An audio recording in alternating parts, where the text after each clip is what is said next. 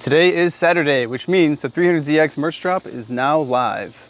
I could not pick just one design, so there's two options available. So what's up with the two designs? The first one we have here is Live Like You're Dying. My idea for this design was to make something that kind of showed where the roots of this car came from. A lot of the parts that I used to build this car came from the junkyard, as you guys know. And junkyards are usually full of dead things or dying things, but this car lives on. As for the other design, we have visions, realities. And my thought with making this design was everything has to start with a vision to become a reality. When I found this car completely parted out and getting scrapped, I had a vision for it and I saw the potential that this car could bring. And now it's become a reality. This design does utilize the Bomex front bumper, which is right here.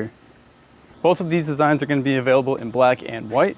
I usually wear a size large, and this is a large, so I'd probably size up if you're going to get one of these limited drops. They are kind of short. The limited version of the Live Like You're Dying design is only going to be available in crystal black. Same thing goes with the sizing on this one. Now the black and white variants of each shirt are true to size, so this is a large, and it fits just like a large should. And for the first time ever, we have a few lanyards available. We've got it in the classic blue background, classic black background, retro style, and my favorite, Live Like You're Dying. And this last one's gonna be a limited version. Additionally, I'll have a few extra pieces that I took off of the 300ZX while building it that will be up for grabs. We got the template that we used to make the shock towers. Shout out to Smokes for that one. This is the flange, the new turbo that we had to cut apart. Some modules that came out of the Z. I had a few people message me and ask for pieces of the car, so I guess this is your chance to hop on it. And at the end of the day, none of these projects and builds would be possible without you guys, so I appreciate your support. You guys are the reason these cars exist. There's also a few new stickers and jet tags available. I don't have them here to show you, unfortunately. A few months ago, we did a limited drop for the Gloria, and everything that was limited sold out in one day. You guys are nuts. So this time we stocked a few more of the limited version of the Z shirts. That way everyone has a fair share to at least get something.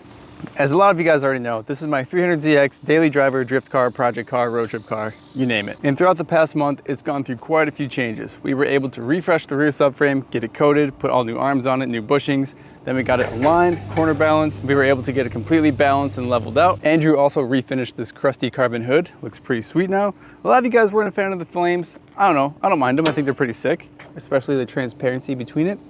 And also, we added a turbo to this.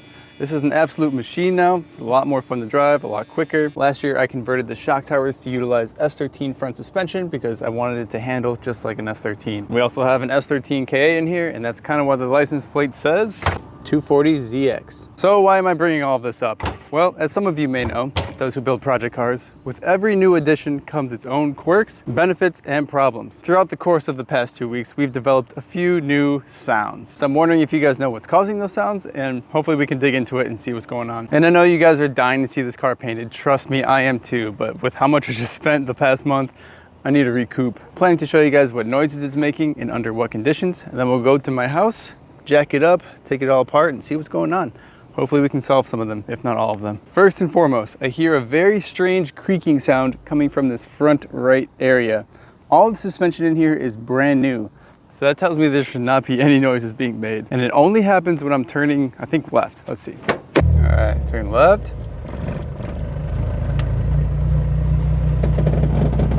Oh my gosh. Can you hear that? That's not right. But I turned to the right. Don't hear it when turning to the right. Left. It sounds like it's rubbing on something, but I didn't see it hitting anything. I want to see if I can push the car and us hear it right here.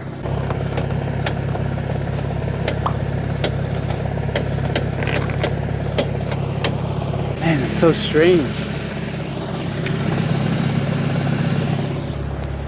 Yeah, we gotta take that apart and look at it. As for the next noise, when I accelerate and then decel, just let off the gas, I hear a clunk coming from the subframe area. I'm thinking maybe the diff is making that noise, maybe the solid subframe bushings are what's transferring that noise throughout the chassis. That kind of happens in my S13 once I put the new bushings on, but I still want to get under the car and inspect to make sure everything's nice and tight and make sure there's no play within the diff housing. And also I want to check if any nuts and bolts are loose. We did a lot of work on this rear end here. Ideally, I'd like to take this Z on a mini road trip so we can really put it to the test. In the long run, I'd like to drive it on the West Coast again, like I did my 240. But we gotta start small. Can't just go straight into the big stuff. This one might be difficult to hear, but can you hear the differential clunk?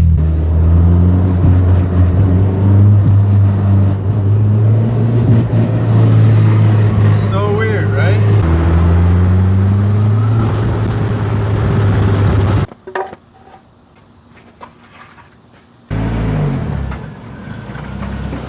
The car is so low I can't fit a jack under it without driving up on some wood blocks. I do have the e-brake up, but we'll still chalk the back wheel. Why am I making an entire video about the problems my car is having? And I just try and keep it real with you guys. A project car is not always just slapping a turbo on and it works right away and having a fun time. Now don't get me wrong, it is very fun to build a project car. It's very rewarding, but you have to realize there's upkeep that comes with it. It's not always fun and games. It's not always gonna be a perfectly sunny day, but just try to keep it real with you guys and let you guys know that you can really overcome whatever happens. And if you build something like this, that's more of a one-of-one style build, you kind of become a pioneer for figuring out these weird quirks and issues. I'm sure not every 300ZX has the issues that this one is having. Now, I'm not complaining about that. I personally think I'm pretty lucky that I have the opportunity to even figure out these problems, because that means I have something unique. You know what I mean? I'm really proud of this build and how far it's come. Cannot wait to see it finished, as you guys know, but we gotta figure out some quirks. Now, I haven't lowered the car down onto the jacks yet, and that's because I want to do a shake test on the wheels, especially since we're having some weird noises. So it's obviously not making the noise, just spinning normally. I don't feel any play left and right. Don't feel any play up and down. So that tells me I'm probably gonna have to lower the car onto the control arms. That way it kind of replicates the car having the weight on it. Might as well check this side real quick. Oh, feel something. This one actually has play. This was not the side making noise. So you see this silver ring right here? That's the wheel bearing. And this point right here is the center of the knuckle, and you can see the play is happening on that outer ring, which tells me this is a bad wheel bearing. That's unfortunate. They're not even a year old. Maybe I'll try and tighten that nut, see if it just came loose. Now this front knuckle is an S13 knuckle, as you guys know. So that means this is a 30mm nut. Let's try and blast it and see if it moves. All right, it's locked in. You can see the 30 on top. Did not really move. Still has play. Wheel bearing is junk. I guess it does have some play left to right. The caliper kind of prevents it from moving that far though. But you can see the uneven wear on the rotor. That could definitely be caused by a bad wheel bearing. Add that to the parts list. All right, now let's lower the car onto the jack. I guess jacks, plural. Now I usually like to just leave the jack close by just to have a third point for safety. So let's see how this side looks now, the weight on it. Oh, still nice and tight. Let's try and turn all the way to the left, because that's where it was making that noise. Ah, the wheel locked. Left. All right, all the way left. Of course, it's not going to make the sound. What the heck? That's so weird. Well, I guess I can just do a nut and bolt check on this side. I turned it all the way to the right to see if we're hitting anything. I'm not seeing anything obvious in here. I mean, it's crusty, don't get me wrong, but there's no shiny spots. Let's check the coilover bolts. Tight. Bottom one. Tight. Guess we can check the caliper too, right? Tight. Top one's tight. All right, how about the tension arm? Ugh. Wouldn't call that loose, but I was able to turn it a little bit. This one, oh, I could turn that one pretty good actually. And this is why nut and bolt checks are important. Let's tighten these two up. These two are tight. Let's check this one. Oh yeah, that one's tight. How about the lower control arm? Oh, that could definitely use some tightening. And this works out perfectly because we have the weight on the control arm, so it's in the right spot to tighten it too. Next, let's check the outer tie rod end mount. Turn the wheel over. Right here. I think that's 19. Oh yeah, that one's tight. While we're here, let's go ahead and check if the subframe is tight to the frame rails. These are just 2/17s on each side. Oh yeah, those are tight. How about our top hat? Oh, that actually was not all the way tight. Insane. That one's tight. That one's tight. Let's start doing the other side and check that out. That's quite a few spins over here. It's so crazy to me how bolts just get loose from use. That's why it's important to do it after a huge transformation and just every once in a while, especially after beating on the car. There's one more thing I want to check on this side, and that is the tightness of the coilover collars, because this can make a bunch of noise and cause a lot of play. You want to make sure that this collar, the bottom one, is tight to the base and you want to make sure these two are tight to each other. The top ones keep the spring tension, the bottom one keeps the ride height. Oh, looks like spring tension collar is tight, but you can see the whole thing's moving up, which tells me you could probably tighten that base down to the cup. Let's spin this. Oh yeah, see? Look at that. I could definitely cause some noise. Make sure that one's cranked down. Don't get me wrong, I love that they're not seized, but you don't want them to be loose either. You know what, we got the car in the air. Let's just change the oil while we're under here. Looking good, nothing shiny, no water. A little bit of debris on the drain bolt though. That is not good. Hopefully no chunks. Let's see what it looks like. It looks kind of, not chunky, but flaky. It's magnetic, so that's why I grabbed it. I guess it's not bad, right? It's pretty normal. I'm only pushing 5 PSI. Don't want to blow this thing up. It's bone stock. I like to change the oil after every event too, just to keep these things running healthy. Surprisingly, I don't even think it burns oil. I don't see any clouds behind it, other than tire smoke, of course. Lately, I've been using the OEM Nissan filter for the KA. Pretty sure these are the same for the VG and the RB. Don't quote me on that though. Lube up that O-ring, slap her on. It's always so difficult starting this drain bolt because it's magnetic. Sticks to the pan. There we go. I'm currently using the Rotella T6 oil. I've had some people tell me to switch to the Valvoline VR1. I don't know. What do you guys use? I heard the VR1 is good because of the high zinc content. Apparently that's really good for the engines. I'm not a machinist or an engine builder, so I'm not too sure. Bolt check and oil change is done. Now there's something I wanted to address that I wonder if you guys remember. And I put this piece on last year during, I think, honestly, the first time I really drove this car around. And it was this intake filter. I bought this cheapo one because I had none to put on it. Now we can finally install a nice AEM filter. Ugh. Yeah. Long overdue. Also, it's really not a good idea to run filters with this cap in the center because I've seen it where this cap will fall off of the actual housing and get sucked into the turbine and blow up the turbo. Not a good time. Additionally, even if it's NA, it can get sucked past the throttle body. I've seen that happen on a Honda Civic actually. Yeah, best to leave these off the cars. And yes, this is soy sauce for the rice machine. Now apparently this is an oilless filter. I was unaware that you had to oil filters every so often, but this one you don't. So it's nice. Also, I did not know this, but AEM is the same brand as K&N. They are the same company. Oh, it even says dry flow on there. It's full of all this schmutz. Hopefully this fits in here. That's gonna be close. Yeah, it'll work. By the way, I don't think I make enough boost yet for this blow-off valve to actually work. I have not heard it once. I do hear some turbo flutter though, which tells me it's just backfeeding through the system. I cannot wait to hear how this thing sounds though, to tile. Can't forget to check the inner tie rod tightness to the rack. Oh, actually? Is it the whole rack that's moving? Maybe the rack is bad. You can kind of see it spin when I turn the wrench. Don't know if that's normal. Let's lower this thing back down and take a look at the rear end.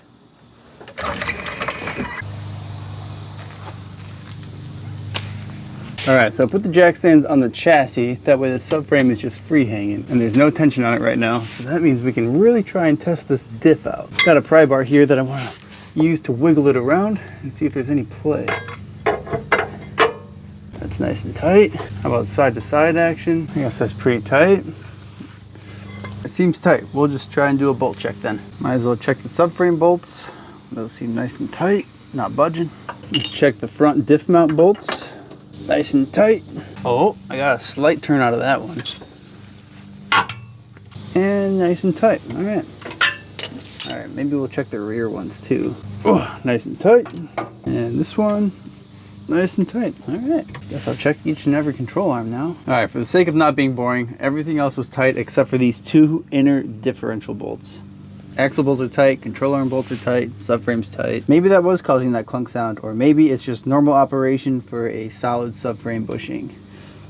Like I said, my S13 has solid subframe bushings, and I can hear every noise in the drivetrain here. The only difference really between my S13 and the Z is that the Z has poly mounts for the diff, and the S chassis is solid mounted to the subframe. And I can hear the diff whine a lot louder on the S chassis than I can on the Z. All right, we are ready for a test drive, but I wanted to put on these new LED bulbs I got for the taillights. These work as the brake and taillights. They're dual filament. I think a good comparison would be just to replace one, and then I'll hit the brake, and then we can see the difference. Basically, these just react a little faster, and it looks cool.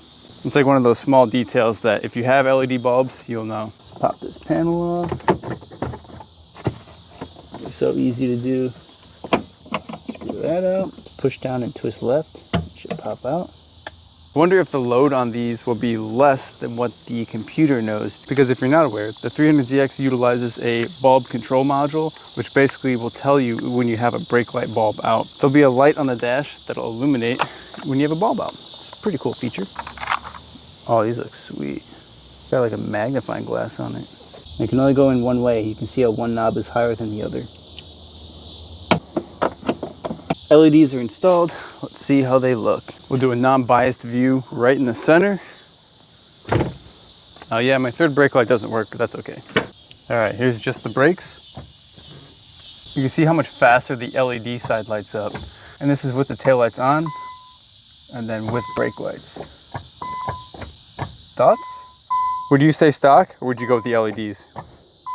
All right, test drive. And I'm hoping at some point we can visit Mr. Marty with Ding Dong Drift. We were talking about scanning and 3D printing some type of shield for the inside of the trans tunnel here, because this is all exposed and it gets so hot in the cabin. The shifter feels like it's 100 degrees after driving for a while. I'm not feeling that clunk in the rear end. Maybe it only happens when it's warm. Let's hear that creak all the way left. Ah, still making the sound. Not a good sound. I honestly think that the rack is going out. Oof. Did you hear that moan going back the other way? I'm gonna guess the rack is going out. I checked every single nut and bolt. It's all tight. Everything's lubricated where it should be. That stinks. Also, these racks are electronically assisted. That's very different from the S chassis because those are just straight hydraulic. Now, yeah, the 300ZX is hydraulic, but again, it's just an electric assist. Maybe I'll try and unplug it and see if that makes a difference.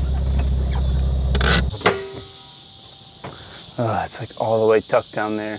All right, we got the rack unplugged, no assist. Still have power steering, but it's not the greatest. Ah, still making the sound. Oh, and that moan going back. I think the rack's out. The rack is toast. What do you guys think it could be? I'm surprised the diff noise went away. Maybe I need to be going a little faster.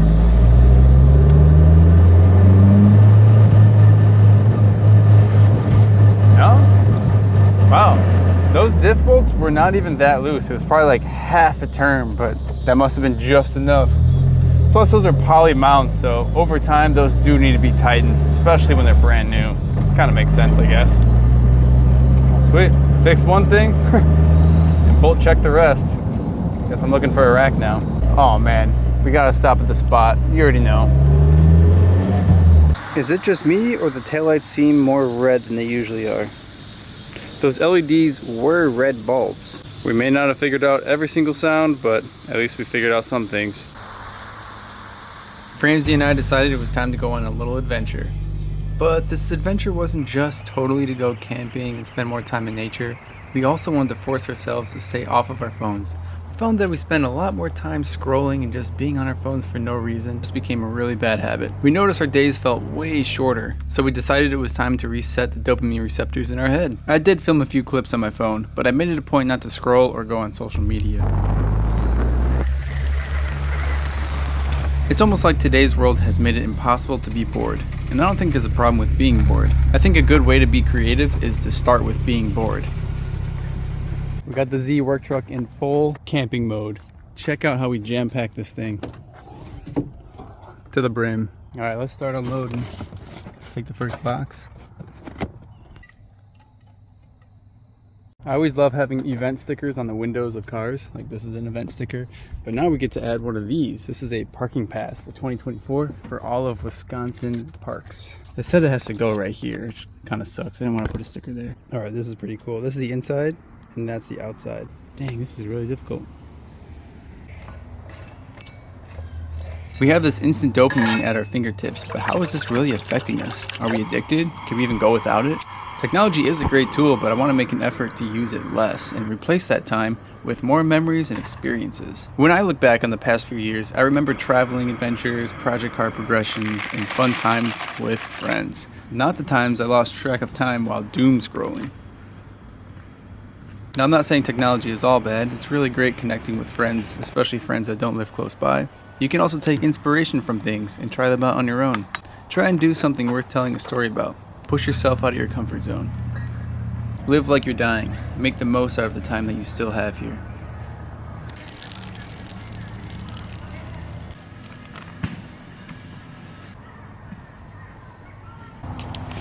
Oh.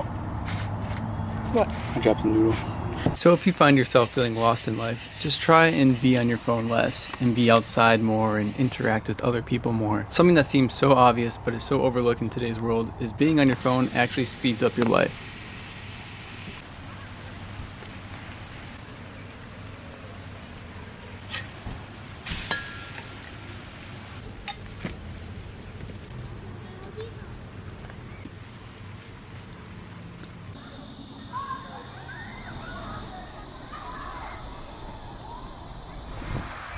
See those big old birds? With the trees. See, this is way better. On the home screen of my phone, I have a little timer that shows how much time I spend on the phone per day.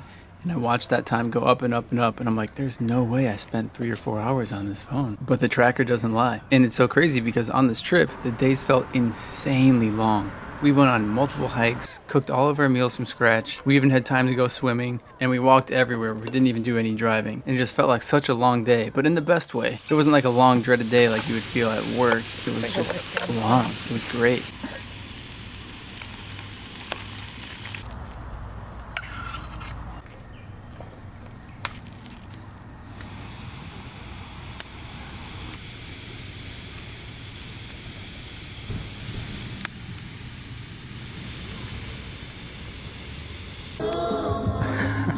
It's the best way. This is probably like straight answer.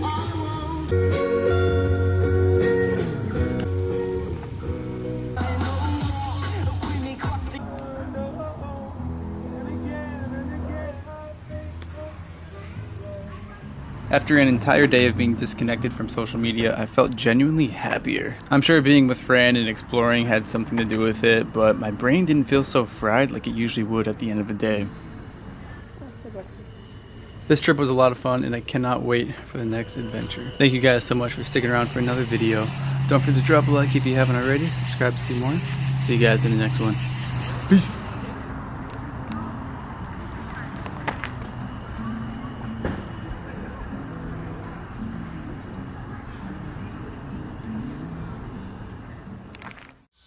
Oh, there we go. Just had to get it at an angle.